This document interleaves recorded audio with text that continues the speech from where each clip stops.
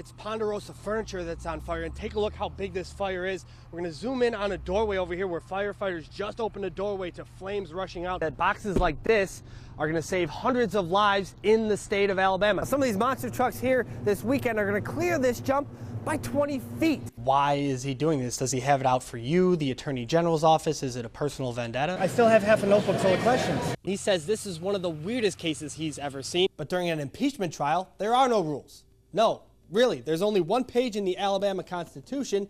How many times have you been stung in your life? 20 million Americans will print off their brackets right here at work. Judging by what we've seen so far today, it might not be so easy for the Liberty Middle School team. 60 buildings in the DeKalb-Jackson County area have been destroyed, including this building behind me here, which used to be the Ider Christian Academy Daycare Center. As you can see, I'm wearing 2 hats, 2 scarves, 2 pairs of gloves. Well, as you see behind me, Jungle Safari, the petting zoo, they are closing down right now. They're packing up shop, and they're heading back to their farm in Florida until they can get this all figured out. Now, I spoke to the owner, and he tells me that as soon as a grandparent approached him about the alleged abuse, he called the Florence police immediately. They train for the worst. We always train like our life depends on it. Because they have no other choice. You never know when someone might go down or something.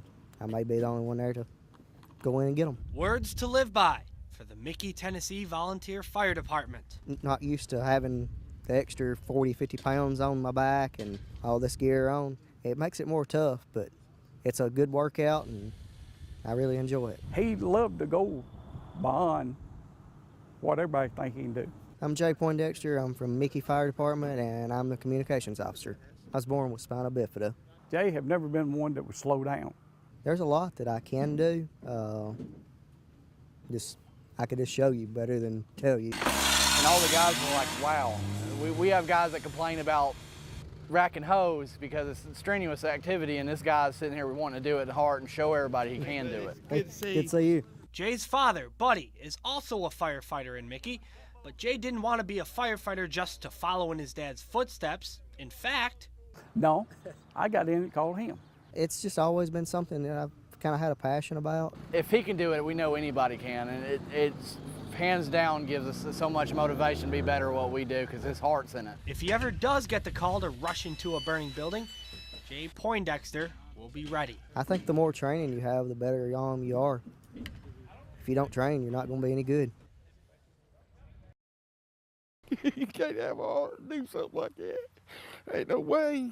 The last 36 hours have been an emotional roller coaster for Johnny Parker. It started Thursday afternoon when he thought his wife was about to give birth. She called me right before I got to the store to get gas and said that she was cramping real bad. She's going to have to call 911. When Johnny returned home, he found his wife, Anita Parker, covered in blood.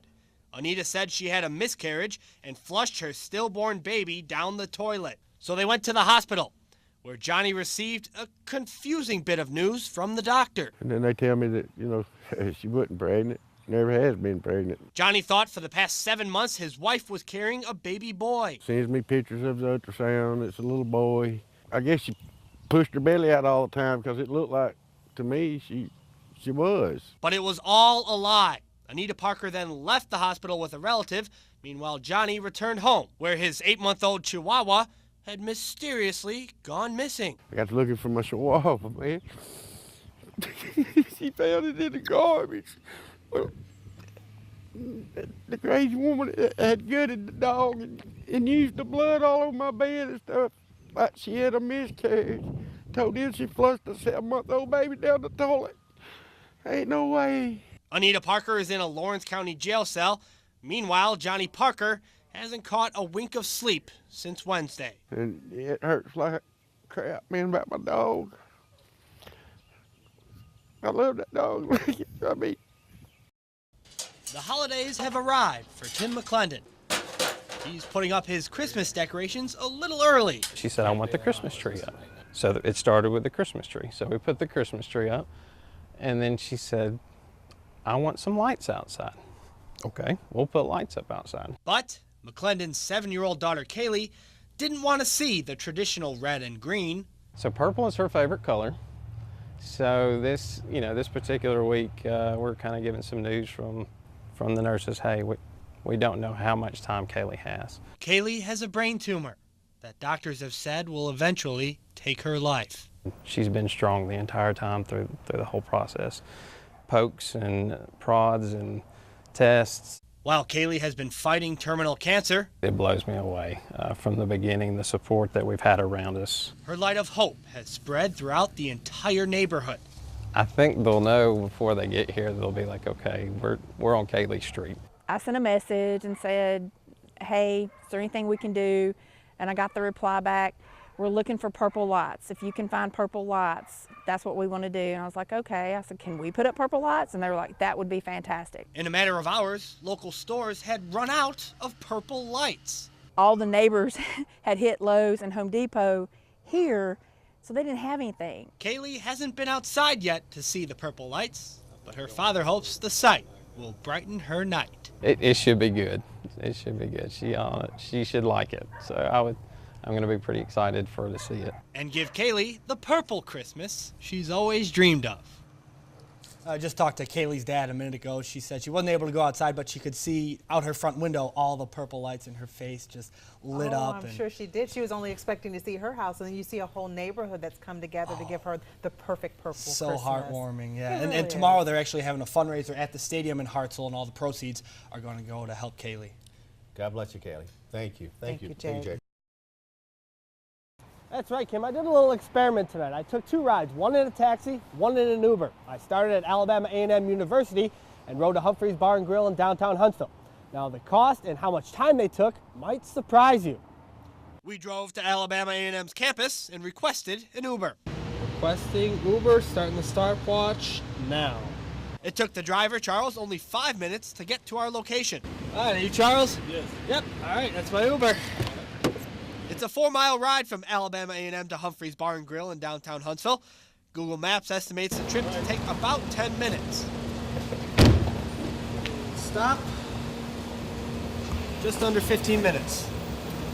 The cost for the trip was $5.75, which is also the minimum fare for an Uber ride in Huntsville. Once I got back to Alabama A&M, I called a taxi. 20 minutes? Okay, bye. But the taxi took a little longer than 20 minutes. I'm headed to Humphreys downtown. I hadn't even begun my ride yet, and Uber was already faster, and not even halfway to my destination when my fare exceeded $5.75. Full time, 35 minutes. A recap: from request to destination, an Uber took 15 minutes and cost $5.75, whereas a taxi took 35 minutes and cost $10.30 plus tip. Now, different times of day, different days of the week could affect availability, rates, and time of travel, but those numbers certainly speak for themselves. Reporting live in Huntsville, Jake Berent, WAFF 48 News.